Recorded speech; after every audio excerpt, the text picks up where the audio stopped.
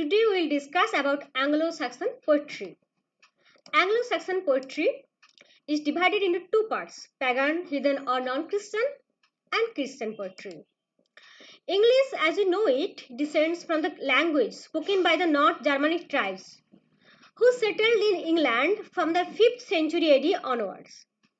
They had no writing except runes used as charms. We have read about this before in the development of Old English language. Alphabetic, how English alphabet came into existence. At first there are only runes that is used by the Germanic tribes. They are the inscription in hard surfaces like stone, bronze or any metal, until they learned the Latin alphabet from Roman missionaries. And Old English alphabet is from the ruins and the Latin alphabet. The earliest written words in Old English are probably composed orally at first and may have been passed on from speaker to speaker before being written.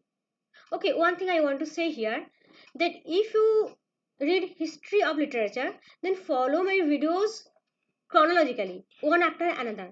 Then you can understand it better. Previous time I say that history of English literature is like a story. And you must not read a story from the middle or from anywhere abruptly. If you read thoroughly from the beginning to the end, then you have a clear concept, such as Anglo-Saxon poetry.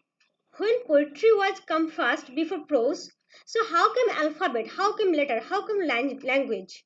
So you have to know how language came at first, and then you can read the literature. And then it will be easily comprehensible.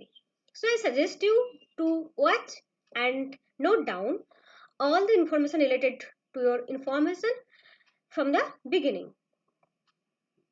So after oral tradition, that speaker to speaker, from generation to generation, oral stories go ahead. Paganism. What is paganism? That is non-Christian. In the 1st century AD, Britain had its own set of religious icons: pagan gods of the earth and Roman gods of the sky. Paganism is essentially belief or creed to worship nature as goddesses. There is a wrong, good not goodness, but goddess. So they worship nature as god or goddess. Therefore, even in our Hindu culture, there is this same thing, to worship the air, worship the earth, worship water, the nature, the natural components. Therefore, the earlier Anglo-Saxon literature was pagan in origin. Those works were secular. Ruins. So, until Christianization, the Anglo-Saxon had no genuine form of complete writing, and their early culture was just some modified Latin letter symbol used for inscriptions, cut into stone, metal, or wood. These symbols are termed as ruins, originally meaning secret or mysterious. Now, Christianization. It was only after the Christianization of the Anglo-Saxon that learning flourished in monasteries, and though much of the writing was in Latin, around the year 700, many Christian monks began writing in the vernacular language, that is Old English. Types of literature. 5 distinct types of text were available in this period: lyric, epic, chronicles, didactic, prose, charms, and riddles. This type of literature was dominant in Old English period. Old English poetry exists in 4 manuscripts: the Junius or Kitmonian manuscript, the Elizabethan book, the Vercelli book, the Noel Codex, or the Bulf manuscript. Anglo-Saxon non-Christian poetry. Now we will read about Anglo-Saxon non-Christian poetry. Before the invention of Christianity, there we notice mainly 2 trends of poetry. One is heroic or epic, and the other is lyric or elegiac. Heroic poetry of Anglo-Saxon period includes Beowulf, Battle of Meldon, Battle of Finnsburg, Brunanburh, and Waldeyer. These are Old English heroic poetry, and again there is lyric or elegiac. Among the elegiac poems, their Exeter book contains 7 of Old English elegies. Most of the poems celebrate the theme of loss and lamentation. These are the list: would say Dior's lament, the wanderer, wife's complaint, ruin, seafarer, husband's message, wife, and adversary. Here I'll not discuss in details about these poems because in anywhere you can get them. I just want to catch up the chronological development of history of English literature through its social and political history, its language and literature.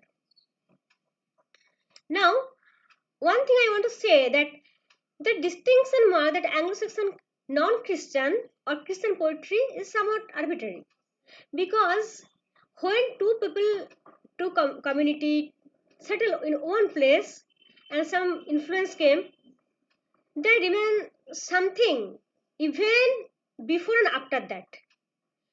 In the Anglo-Saxon Christian poetry, the story or plot may be from non-Christian time, and they imbue the Christian essence in them. Even in Buell, that is Anglo-Saxon pagan poetry and heroic poetry, even there is the Christian theme of good versus evil, virtue versus vice. So this is time related. The distinction mark is time related, not always thematically. You cannot mark that it is Christian, it is non-Christian. Anyway, everything is for our convenience. The literary effect of Christianity was Anglo-Saxon Christian poetry. Some characteristic remain prominent, and that's it. Although they are Christian in spirit and handed down to us by Christian editors, Anglo-Saxon poetry included layers of pre-Christian times and fragments that are entirely hidden. The clerks who wrote down the lays were the near descendants of warriors and Vikings, and beneath their Christianity, hidden tradition survived. So, the major exponents of Christian poetry were Caedmon and Cynewulf. Caedmon was a 7th century Northumbrian poet associated with the monastery of Whitby in Yorkshire. He was mostly known as the father of Old English poetry. From Bede's ecclesiastical history, we come to know that Caedmon acquired this blessing of poetic creation as a divine boon, who otherwise was a very humble and common man and mostly illiterate. In his dream, he got the poetic vision that gave birth to many remarkable poems like Genesis, Exodus, Daniel, Judith, Christ, and Satan. They all dealt with the creation and fall of human beings, life and death of Christ, the torment of hell, lives of saints, religious exodus. All religious and sacred themes are celebrated.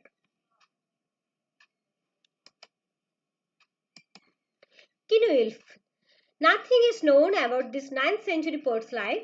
He was a Latin scholar, best known for his poems like the Christ, Juliana, Eleni, the Fates of Apostle, the Dream of the Rood. Among them, the Dream of the Rood is very important and very celebrated. All the poems of Caedmon and Cynewulf celebrated more or less the same Christian spiritualism and devotion. They are ethereal and emblematic of religious preaching in real terms of presentation, through their simple narrative style and lucid presentation. All their poems are associated with the biblical story of creation, saints' life, crucifixion, resurrection, apostles, justice, etc. Okay, so now with Caedmon and Cynewulf, our Anglo-Saxon poetry comes to an end. Next, we will read about Anglo-Saxon prose. So, thank you.